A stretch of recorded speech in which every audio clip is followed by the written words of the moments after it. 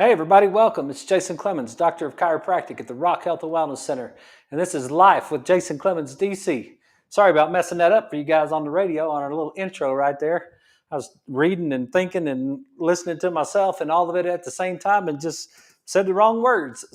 But this is Life with Jason Clemmons, DC. This is what we bring you every Monday through Friday, 6 to 7 p.m. We do a live radio show right here on 98.7 Walk by Faith, 1420 AM, Lubbock Christian Nation, all the things, 987radio.com, and the Live 365 app. We're doing all that right now live on the radio, and we're also bringing you our social media show. So you guys on Facebook, on X, and on YouTube, you got us out there. So hope everybody had a great weekend. We got away from the office just a little bit, got some work done over the weekend. I'm a way better chiropractor than I am a plumber or a painter. And so you get what you get if you get me to do all that other stuff. So that's kind of what some of the things were on my agenda for the weekend. But got to have a phone call with my really good friend Joe Fraley up in Ruidoso, New Mexico. Bless their hearts up there, man. What a summer they've had dealing with all of that, the fire and the floods. And I asked Joe, I said, how's it going? And he said, well, we work about half a day. We get to work about half a day, and then the police will come by and tell us, hey, you guys got to get out of here. And so we have to leave, and they have to evacuate the area because every afternoon they get a rain or something, or a lot of the afternoons. And if they get any rain up there, the whole thing floods again. So he told me he had 4 feet of mud in his parking lot up there. And so he had bulldozers and stuff trying to get all that mud out of there. And they're going to have to redo his whole building. They're going to have to gut it and take it because of the smoke damage and all that. But it did survive. 300 something structures on his street burned up there. But for some reason, his office survived. So amen to that. And it's amazing because his office is called Alpha and Omega Chiropractic. The beginning and the end.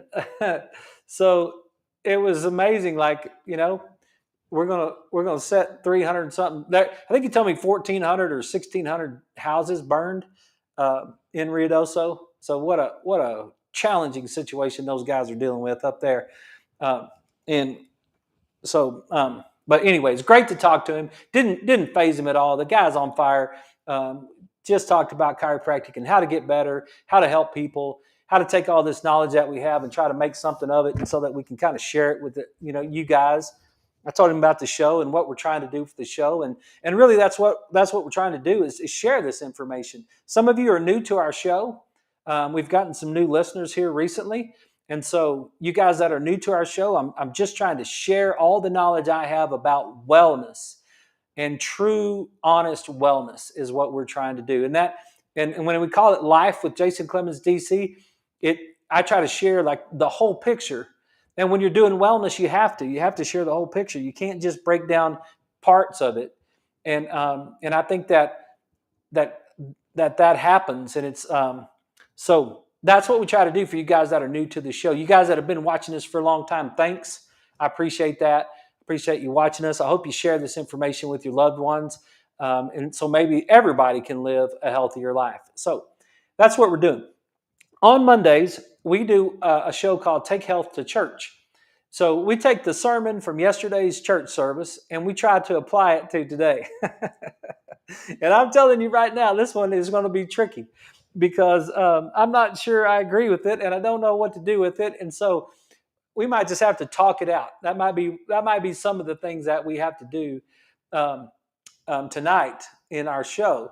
We might just have to talk it out because, you want to stay humble and you want to learn the message at church, but sometimes the message is like, well, okay. It doesn't sit with you just right? And so now I know that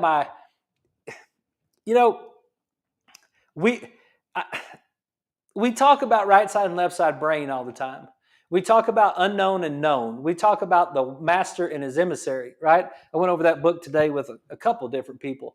And you want to break down something like your sermon at church and you want to figure out, why it is that you believe it or you don't believe it, or you want to try to figure out, exactly how you feel about it, or whatever, you're going to come back to your right side and your left side brain. Like, you're going to come back to the way your left side and your right side brain is working. I promise you, it's going to map itself right back, and you're going to be like, wow, And so I really want to stay humble, and I want to try to work through this tonight, and I want to share it and do my best. So that's what our show's about. I don't really have anything else but that scheduled for tonight. Don't have any science. We're not going to really get into neurology. We're not going to get into too much nutrition. It's just going to be the sermon that we learned, and I think there's some good stuff in it. There's just a little bit of it that's confusing, and I want to look it up and I want you guys to walk through it with me, because I want some feedback if you're willing to give me some feedback on it, to see if how exactly what you think about some of it. So let's get after it. Okay, so we started a new series at church, and the new series is relationship pitfalls. That's the series. So they're trying to discuss relationship pitfalls, and I think this is a 5 or 6 week series that's going on. So they started with compromise, and that's what that compromise is. What's going to be the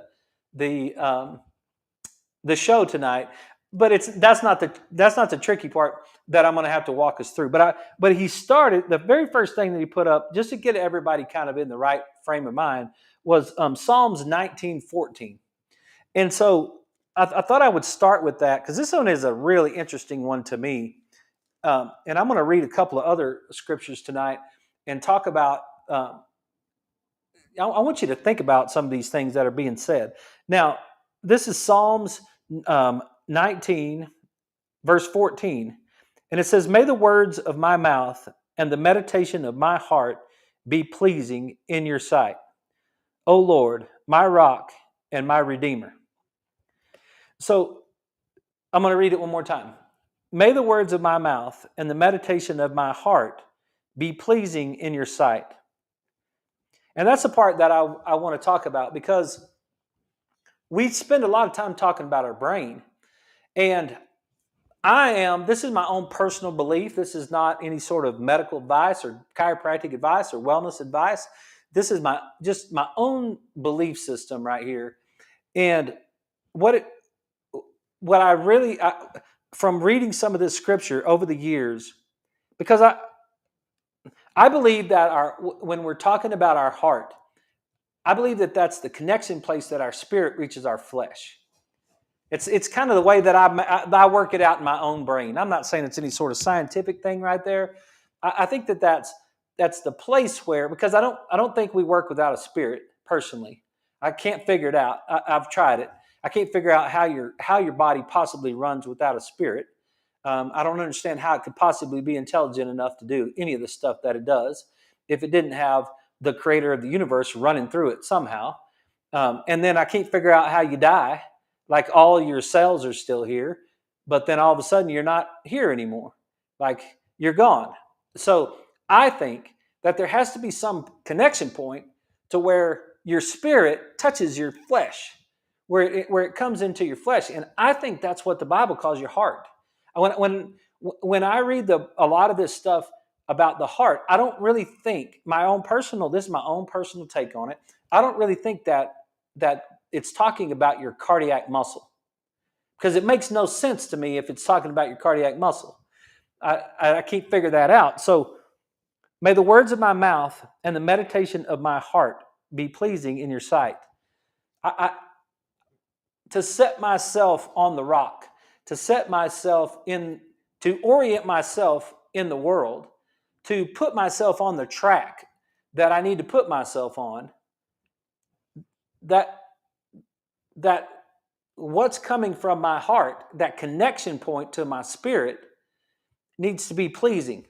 It needs to be open. It needs to be accepting. It needs to be willing to be humble, right? It needs to be selfless. And so, as an example, as an example, just let me read a couple of scriptures. And one of them is Exodus 8:15. And this is where I kind of got that from, uh, where I kind of got this idea of that connection. It says, because this is Exodus 8:15.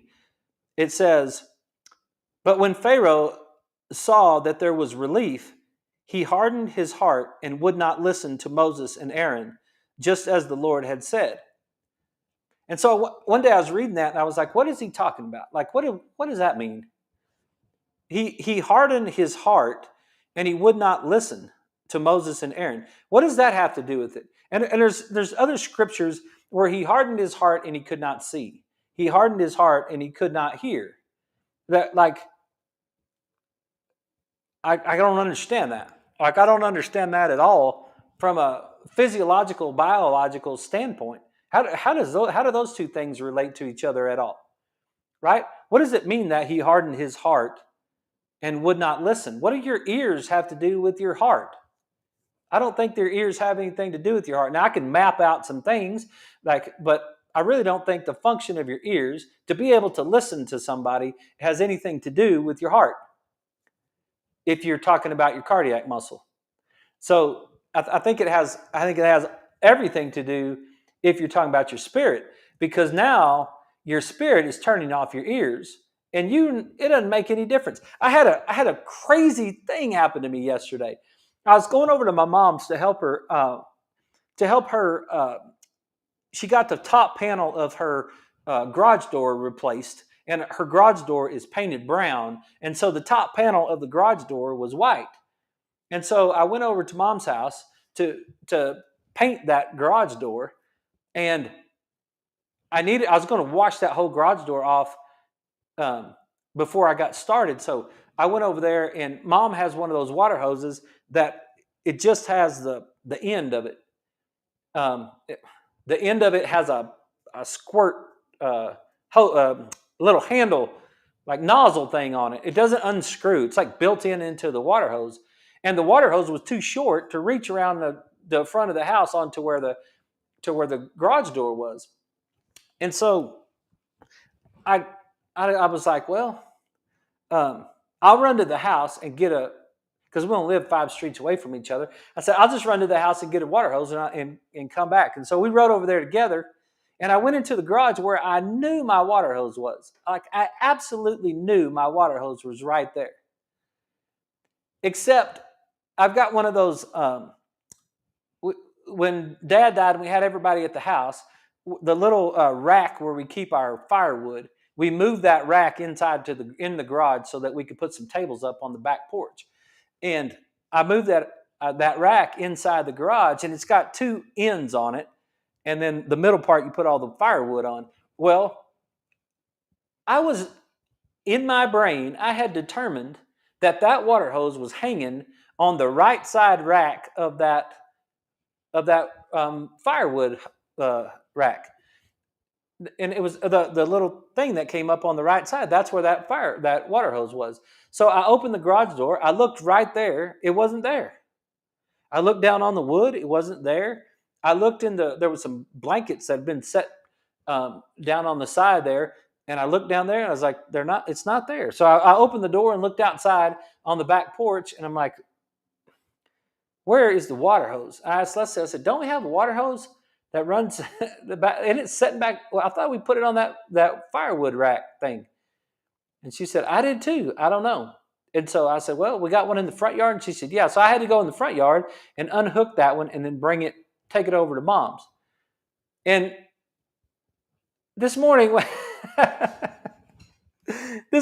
I got up and came up to work out, I looked, as I was getting in the car, I looked at that firewood rack, and that water hose was hanging on the left side of the rack. Like, as plain as day, it was hanging on the left side of that rack. It wasn't even close to the right side. I mean, but it was right there, like, the whole time. All my eyes had to do is move like another foot, maybe 2 feet to the left, and I would have seen it. But when I went through the garage door to look outside on the porch, I walked right back. I walked right by that water hose. If it would have been a snake, it would have bit me. I walked right by that water hose, opened the door, looked outside, couldn't see it, closed the door, walked right back by it again, and then looked on the other side. And I was just like, it's not here. And I told Leslie today at lunch, we had to stop by over there and get something and come back to the office. And I said, it's amazing what your brain will do. I said, look where that water hose is right there. And she just looked, because she didn't go out there and look for me, or she would have found it. And so I said, it was sitting right there on that left side, and I didn't see it. Like I looked for it. I was intentionally looking for it, and I could not see it. Now, I'm not saying my heart was hardened, but I was that's a kind of an example of how you, when you think that you're right 100% of the way, how you just sometimes you just cannot see something that is so obvious to you, right? I don't know if that's my brain. It wouldn't, but I can have that.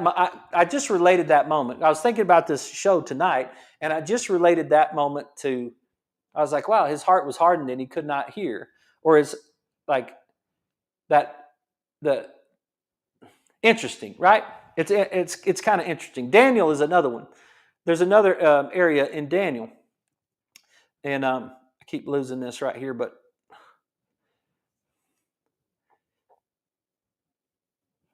let me look it up again.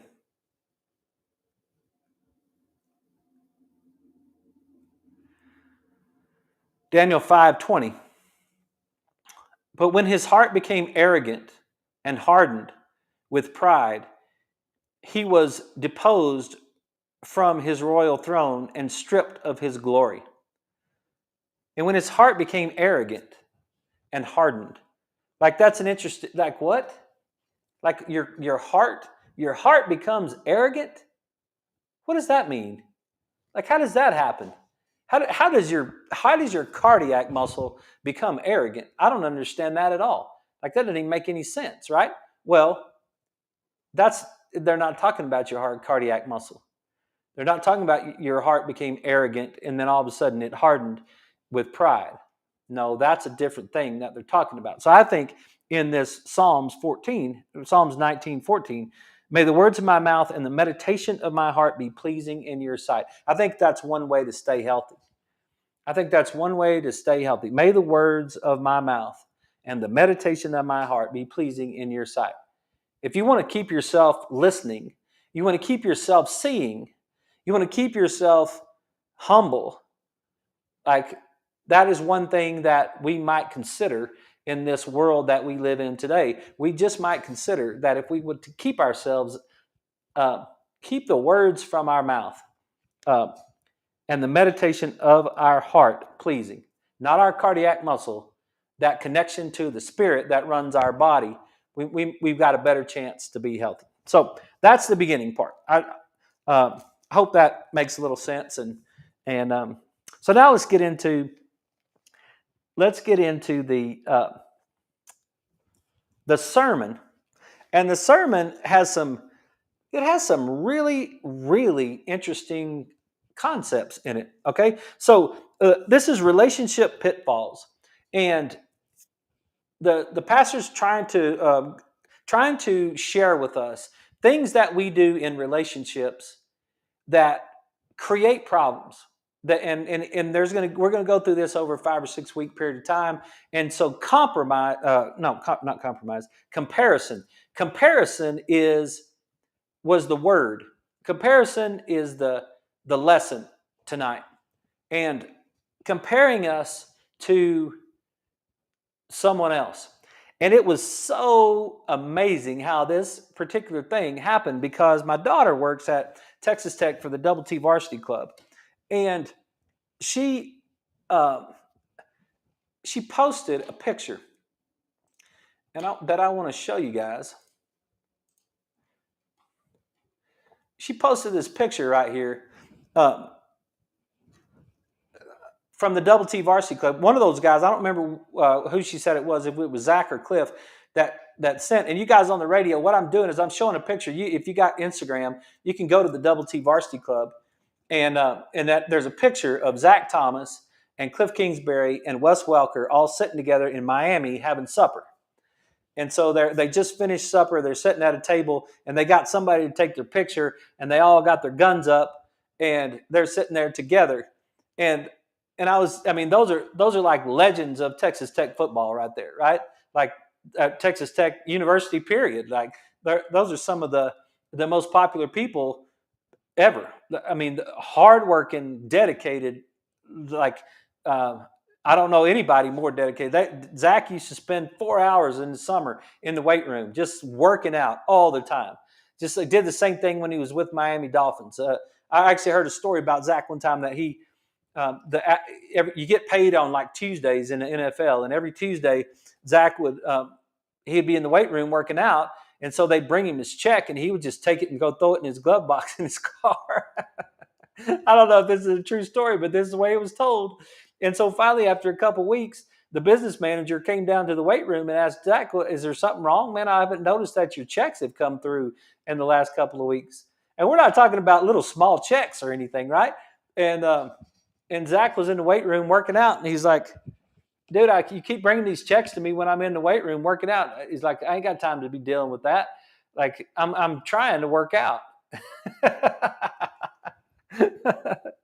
That's a good story. I don't know if it's real, but that sounds about like Zach. Like he's like, "Come on, man, are you kidding me?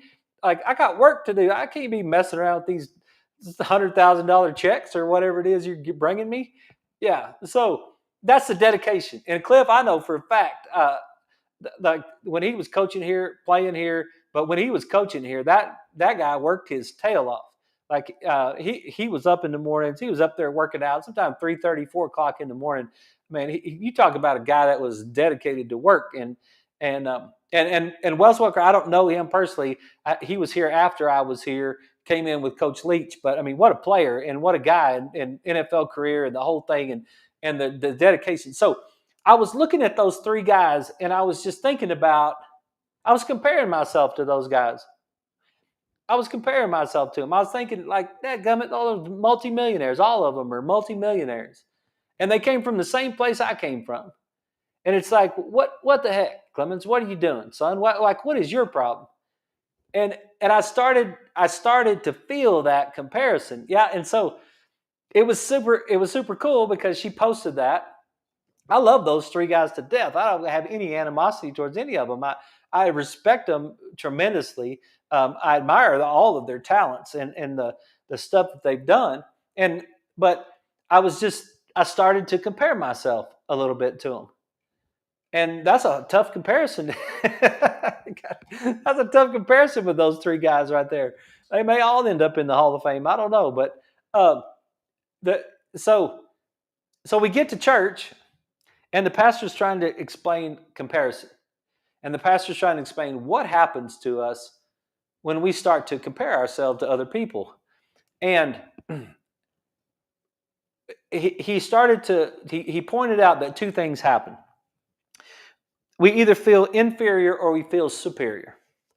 As soon as we start to compare ourselves to someone else, we feel inferior or we feel superior. And both of those things are, from a health standpoint, both of those things are a little bit dangerous for us, because when we feel inferior, we will start to change our physiology and shrink. We'll start bringing ourselves down to where we start to shrink a little bit, and that's not what we want to do.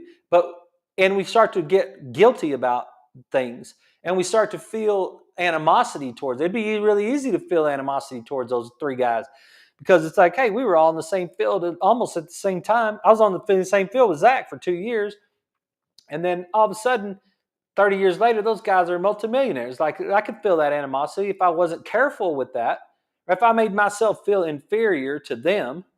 Then what would happen to me physiologically? Physiologically, I'd start to feel it in my gut. I'd start to get that tightening in my gut. I'd start to have that response where I can feel my adrenal glands start to fire, right?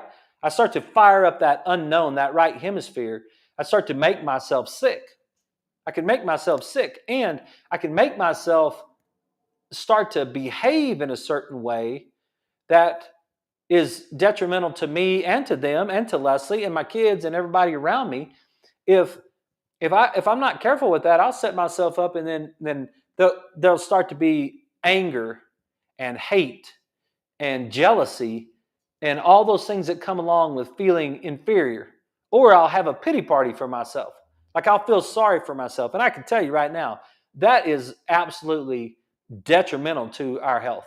Feeling sorry for ourselves and having pity parties for ourselves is something that we really should get over. And it's so easy to do. It's such an easy thing to just fall right into that category right there.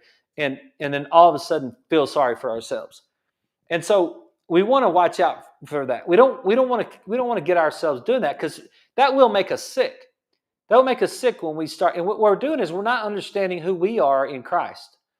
We're not really understanding. That's what we talked about last Monday when we were getting into, what if you believe that God was with you, what would you say yes to? Remember that deal from last Monday night. So we would do that, and we forget who we are. I'm here, and I have a purpose, and I have a passion, and I have a reason, and I also have a break. You guys hang on. We'll be right back right after these messages.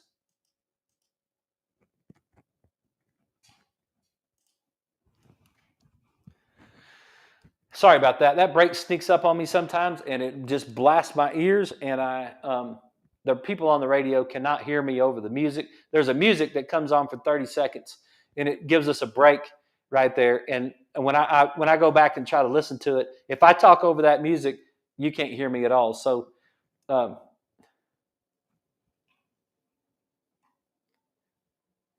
yeah, it's so when it hits that hits me, I have to stop my thought, I have my train of thought right immediately. But let's get back to that for just a second.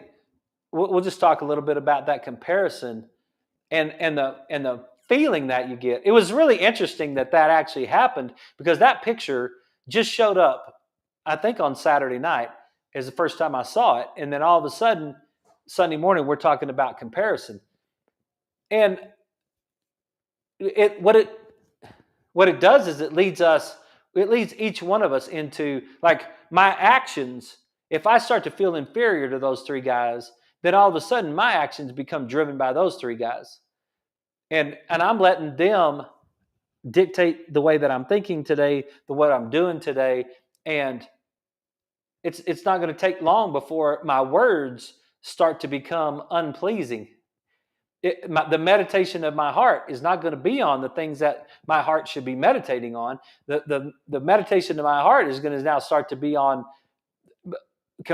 the illusion of the comparison between the two, between that set of guys, and that's destructive to us. We really don't want to do that. We don't want to get ourselves in those kind of situations. And it can happen to us in our marriage. It can happen to us at work. It can happen to us, that's just guys that showed up on social media, right? We really have to be careful about the comparisons. It makes us feel inferior. Or on the other hand, we can feel superior. Now what we get arrogance, and but when his heart became arrogant and hardened with pride, he was deposed of his royal throne and stripped of his glory. And that's Daniel 5, right? When his heart became arrogant, all of a sudden, I get this arrogant because I put myself in a superior position to someone else. And that's not healthy either. It's not going to help us in the long run. Hang on, let me get us back on here. Okay, everybody, we're back. This is Life with Jason Clemmons, DC, and we are taking health to church tonight. We are breaking down the word comparison. And when we compare ourselves to others, it makes us feel inferior or superior. And we talked about inferior right before the break I was visiting with the social media group about being superior. That's where you can kind of get that, going back to Daniel, that passage that we read, that scripture. But when his heart became arrogant and hardened with pride, he was deposed from his royal throne and stripped of his glory. Yeah, we don't want to do that either. We don't want to put ourselves in a superior position. And one of the things that Dr. DeMartini taught me one time was, if I can find my pen. It's right here in the middle of my Bible. If you guys are new to the show, there's a guy named John DeMartini. He's a chiropractor. He's a teacher, and he's taught me a ton of things. But he taught me this little thing, and I think it's pretty cool. It goes along with what we're talking about tonight. He taught me about caring and careless and careful. And he said, whenever you put yourself and make yourself inferior, you're being careful to someone else. Like you're putting yourself below them. And you're making their value system greater than your value system. You're putting their values over your values. And nobody's values is any more superior to anybody else's values. That is how we live our lives. We live our lives through our value system. And the things that we value is where we're going to spend our time, energy, and talent. And that's exactly what those three guys did in that picture. The things that they valued is where they spent their time, energy, and talent. And it just happened that the mechanism, the engine, the canvas, whatever you want to call it, that they valued came along with a lot of money. There's a lot of money that comes along with the dedication to being dedicated to that value. And it doesn't mean that because I've dedicated myself to a different set of values, it doesn't mean that one of them is superior and one of them is inferior. It doesn't mean that. You just live your life through your value system. That's how it works. And if I'm being careful, that means I put myself in a pit and put them up on a pedestal. The other thing is when I'm being careless. When I'm being careless, that means I'm putting myself above them. Now I'm trying to make myself superior. I put myself above someone, and now I think that my value system is more important than their value system. And so now I've elevated myself. I put myself up on the pedestal. I put them down in the pit, and now I'm being careless. But if I'm caring for someone, if I'm being caring, then what I'm trying to do is I'm trying to communicate my values in terms of their values. I'm trying to communicate my value system in your value system. What's important to you? What is it that you value? And if I'm trying to teach something and I really care about you, I will try to say it in a way that makes you relate it to your value system, because that's the way that we care for somebody. And getting ourselves superior and inferior with someone because we've compared ourselves to them, and is a dangerous position that we get ourselves in. Okay, so one of the scriptures that was shared is 1 Samuel 18, 6 through 8. 1 Samuel 18, 6 through 8. And it's right after, it's an interesting, make sure I got the right, no, 1 Samuel 18, yeah, that's what I said. 1 Samuel 18, 6 through 8. Now, if you go back and you read 1 Samuel 17, that's David and Goliath, for you guys that don't know. Okay? So, 1 Samuel 18, 6 through 8. Well,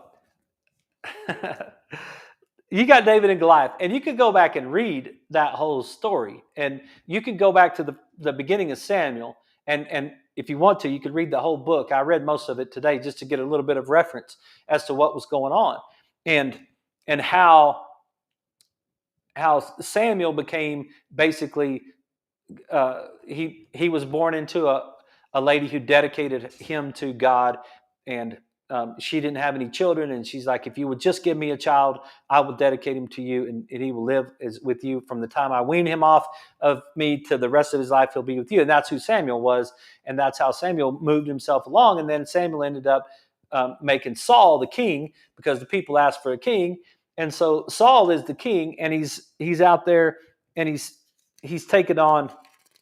They're out there and they're in this big battle, and Goliath keeps showing up, and um,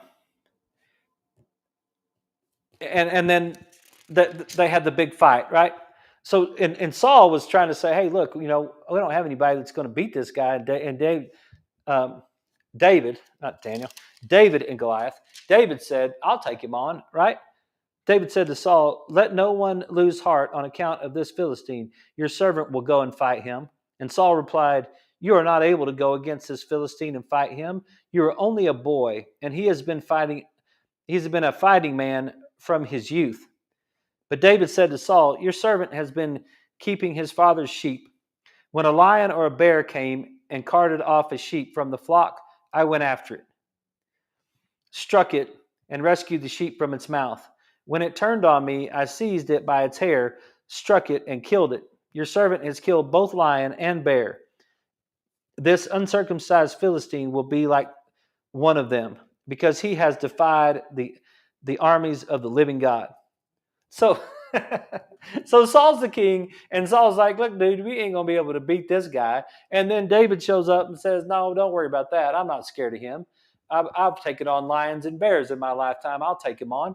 So he takes him on. He slings his rock, right? He hits him. He kills him. He goes over there and cuts his head off. Like, it's a pretty brutal chapter right there. It's like war, right? It's pretty brutal. So then we turn the page. And so you would think, right? If everybody's living within their gift and everybody's focused and their heart and their words from their mouth are pleasing to the Lord, and their meditation of their heart is pleasing to the Lord, that we wouldn't have any trouble after this battle. We wouldn't have any trouble at all. And that's not what happened. So 18, verse 6. When the men were returning home after David had killed the Philistine, the woman came out from all the towns of Israel to meet King Saul with singing and dancing, with joyful songs and with tambourines and lutes. As they danced, they sang, Saul has slain his thousands, and David his tens of thousands. Uh-oh, here we go. Now we got trouble, right? Because Saul was very angry. This refrain galled him. They have credited David with tens of thousands, he thought, but me with only 1,000. What more can he get but the kingdom? See, what happened was Saul forgot who he was. And Saul was appointed, like Saul was handpicked in the chapters before from God himself. And it was one of the things, 1 Samuel 9:21. And you're going to hear this again in just a second if I can do justice to it at all. But if you go back to 1 Samuel 9:21, there's an interesting sentence that's said. See if it's in this same version, because I was reading a different Bible just a second ago. But let's go to 19 first. Because Saul was supposed to go see Samuel. And he had already, he's like, all right, we're going to go see him. And so when you get to 19 right there, I am the seer, Samuel replied. Go up ahead of me in the high place, for today you are to eat with me. And in the morning I will let you go, and I will tell you all that is in your heart. As for the donkeys you lost 3 days ago, do not worry about them. They have been found. And to whom all the desire of Israel turned if not to you and all your father's family? Saul answered, but am I not a Benjaminite from the smallest tribe of Israel? And is not my clan the least of all the clans of the tribe of Benjamin? Why do you say such things to me?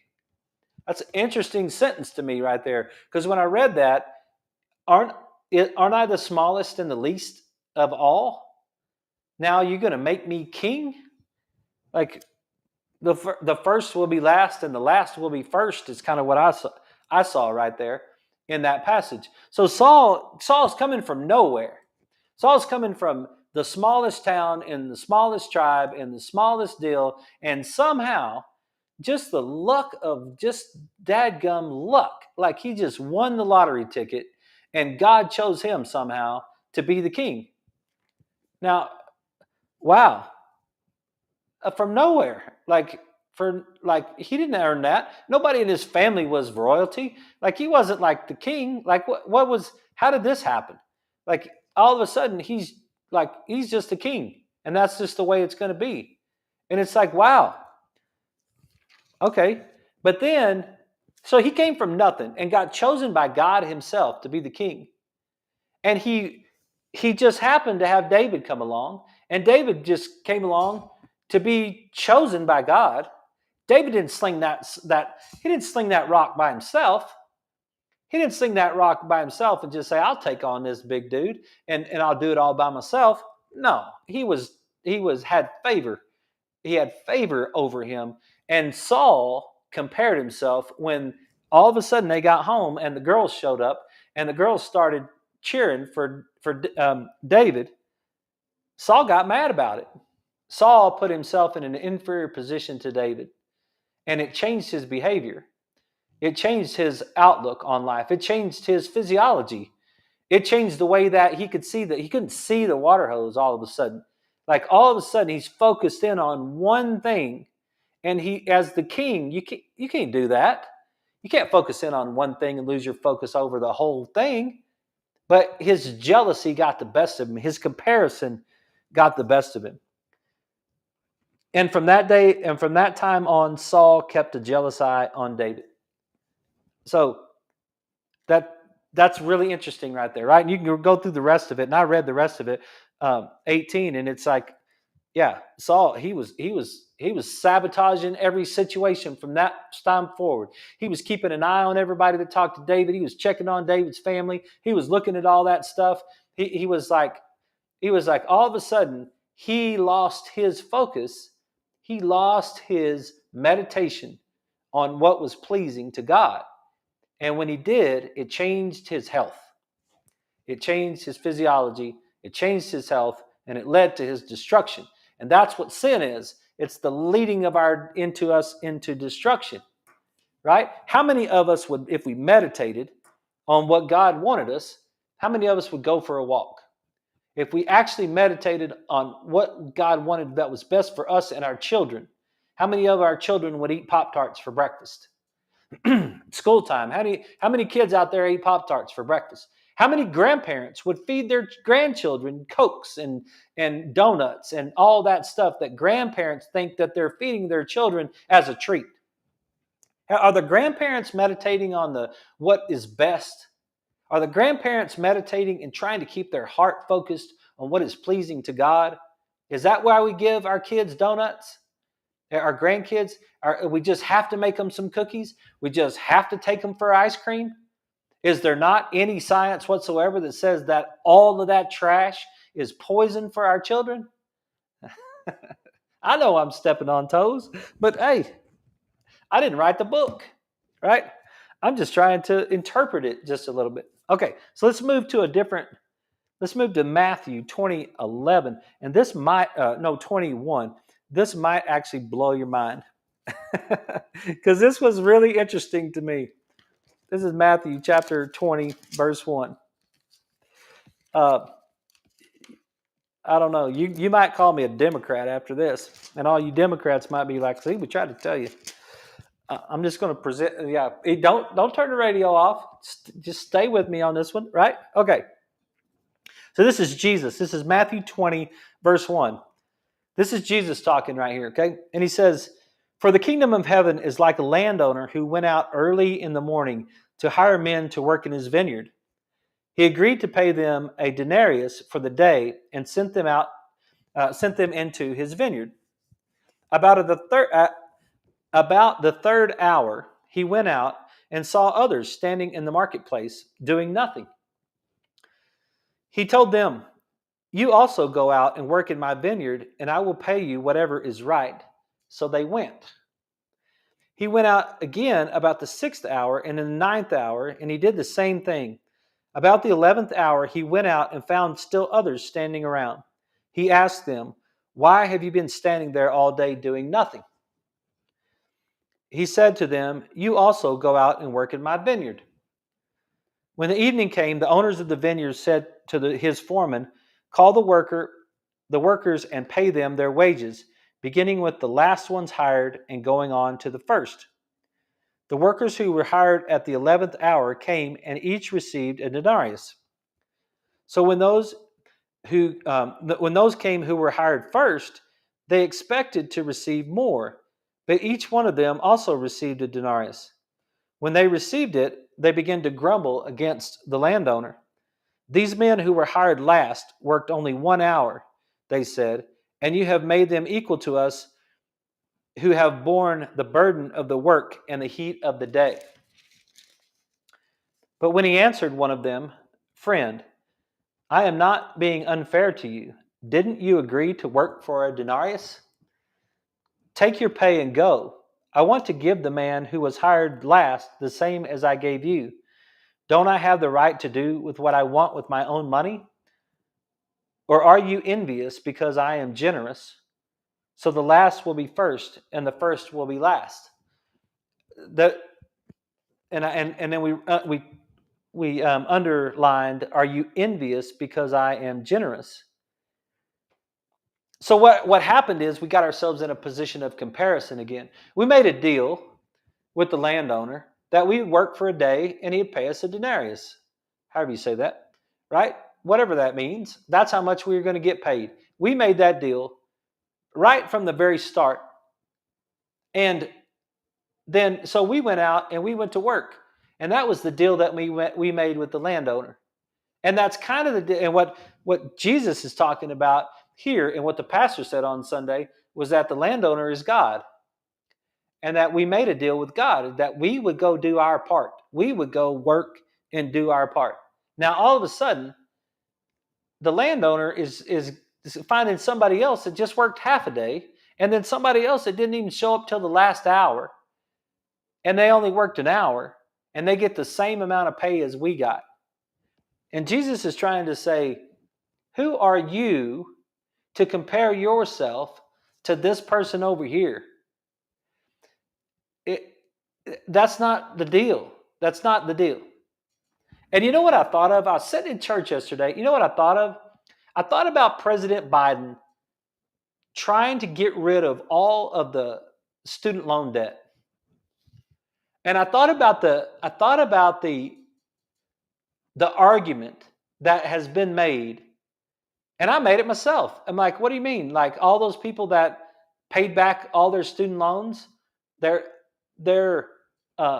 not responsible for that. Now look, all you guys might start getting fussy right now. All 8 of you, they're probably out there listening to this. But hey, look, that's an interesting thought. That's an interesting thought right there. Now, okay, I understand there's multiple levels right there of things that we got to watch out for, because, okay, first of all, it's not his own money. It's someone else, the government's money, which means it's our money. But he is the president, and we also know that there's some fuzzy things going on back there, and we don't really know exactly who's in charge of all that stuff. And there's questions that we have, right? There's questions that we have. But let's just say for a second that our leaders made a decision based on what they felt like was best for the country. And it just happened so that another person got their student loans wiped out, but I still had to pay my student loans. Should I fuss about that? What makes me any different than these boys that got hired first day in the morning, first thing in the morning. What makes me any different from those guys? I don't think anything does. I don't think that makes. I still have student loans that I'm paying for off for 20 years later from chiropractic school. We're just about to get them all paid off, but I've got such a low interest rate that I've made the decision based on my value system that I'm not going to pay off those student loans because I only pay like 1.7% interest on that money. So I've got other money that I could pay off quicker than that, and I got equipment I want to buy and all the stuff that I want to do, and I have never made a priority to pay that off. It's on a schedule. I've never missed a payment in 20 years. I pay that off. Yes, I'm paying the interest, all that stuff. Maybe it's not the most sound thing in the world, but I'm living it out of my value system. And that's the way we've decided to do it. So now, because I decided to do it that way, and because I made a deal that when I take that money, I'm going to pay it back. And then now all of a sudden, they're changing the game for a whole different set of people. I was like, wow, I think Jesus might have been talking to me on that deal. Maybe that argument doesn't hold up. Maybe that argument of, wait a minute, because I saw a video of somebody confronting, I don't know what her name is. President Trump calls her Pocahontas. Whatever. She's a Congress lady. I don't remember. It's on the tip of my tongue. That's a right brain, left thing. If I quit thinking about it, she'll come back to me in just a second. But I don't mean nothing by that. I'm just saying that's what he calls her. A guy walks up to her and says, "Hey, I've already paid off my student loans. Do I get a refund?" And she just looks at him and she's like, "No." Now, whether that's right or wrong and whether there's deeper things, I think there's a lesson to be made in that. And that crazy lady running for president, Kamala, she's said some things about how to make everything equal and equal outcomes and all that sort of thing, right? I just think maybe we can learn a lesson from this particular scripture. I think that that's not necessarily our job, and I don't think it's something that is going to make us healthier. I think we made a deal. We made a deal. I made a deal to borrow that money. I made a deal to pay that money back. That's my deal. I don't need any government interference either way on that deal. I made that deal, and I will do that. What happens to someone else in their deal that's me comparing myself to them. It's me comparing whether it's fair or unfair to me is not my decision. I'm not the one in authority to make that decision, and I'm not the one to make that comparison. And so when we make those comparisons, we make ourselves sick. We move ourselves away from health, I think. And then the last thing that he said that kind of threw me off was comparison leads to grumbling, not gratitude. And comparison leads to discontent, insecurity, envy. And he said, the enemy of comparison is contentment. The enemy of comparison is contentment. And that's the part I don't really know. I wanted to look that up before we got 2 minutes left. I just wanted to look that up right quick. Maybe I could do it on my app here on my phone. But what does contentment mean? Because I'm telling you, there's some things I'm not content about at all.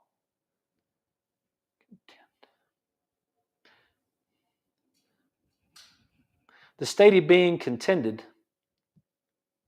satisfaction, ease of mind, the act of making contentedly satisfied. Let's see, contented means something that is contained.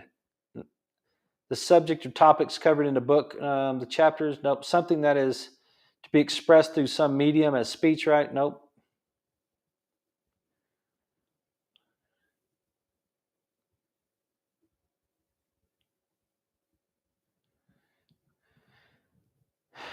Yeah, that's not what we were looking for. Contentment is the state of being contented, satisfaction, ease of mind.